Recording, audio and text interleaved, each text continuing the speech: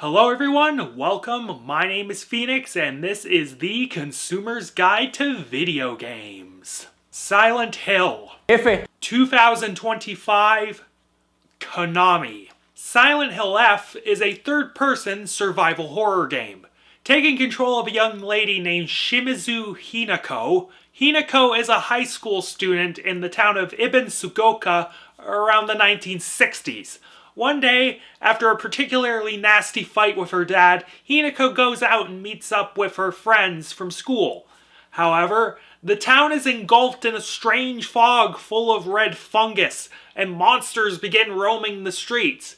Now, with her friends in tow, Hinako must find a way out of this situation before her and her friends become victims of these terrifying creatures. Man, there is a lot to unpack here. And I think we may just have to get right into this one.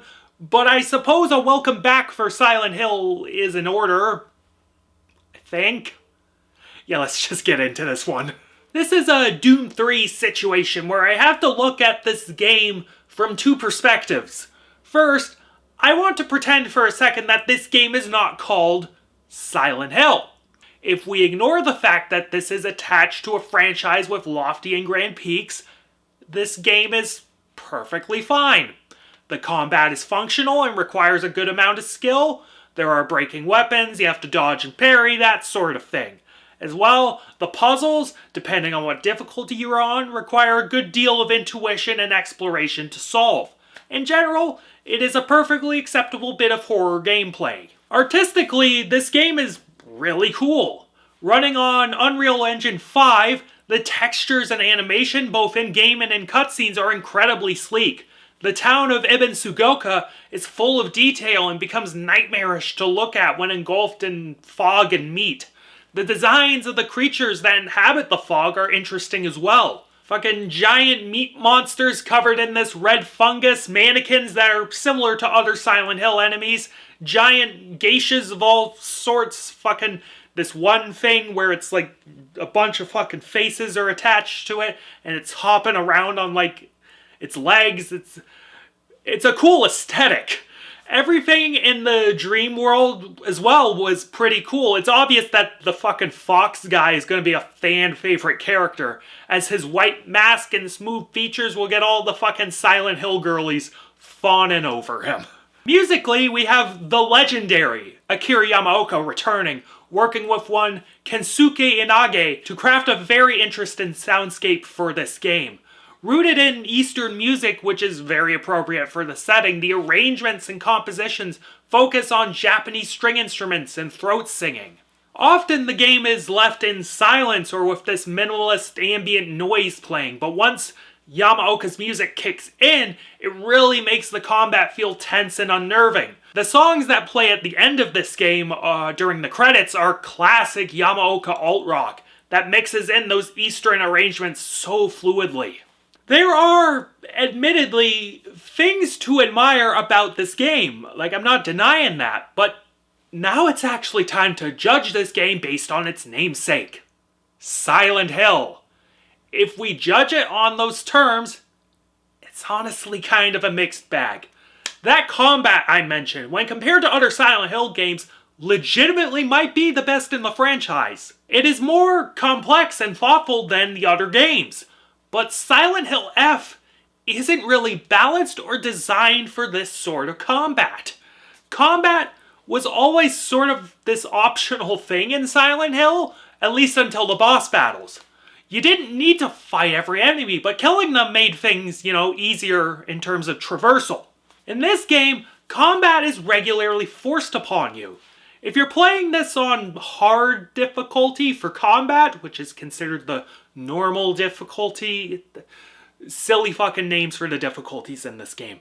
Whatever. Anyways, you better be fucking ready in terms of your resources, or you will be getting your fucking ass handed to you. I was getting ass blasted by this game so much I had to crank it down to easy mode for combat just to get things fucking moving.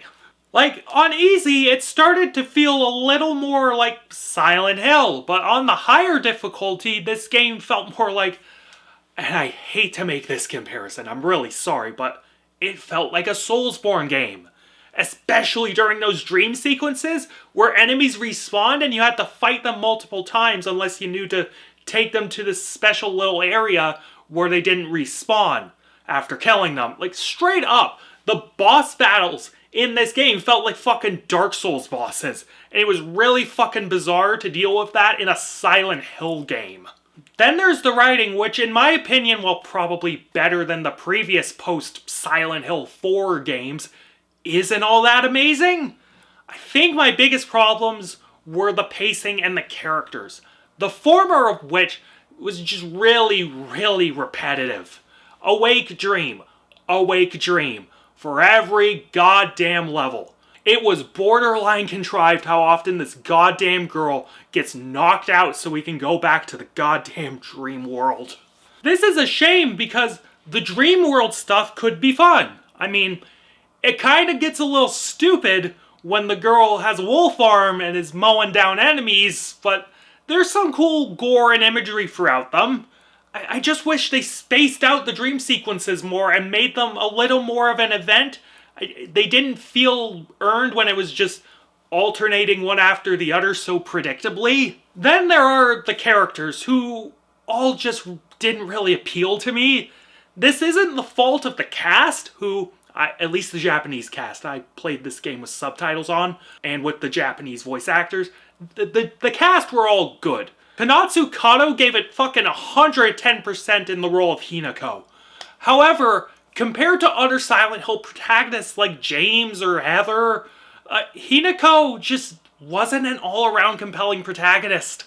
There were parts about her and her story that did appeal to me. I dug some of the themes they were exploring regarding family and depression and drug addiction.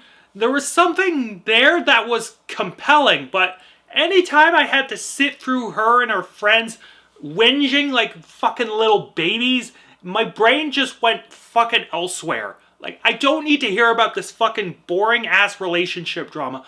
I just found them so fucking annoying. I don't know. Maybe those other endings will shed more light on the story and go places that will make me appreciate it more.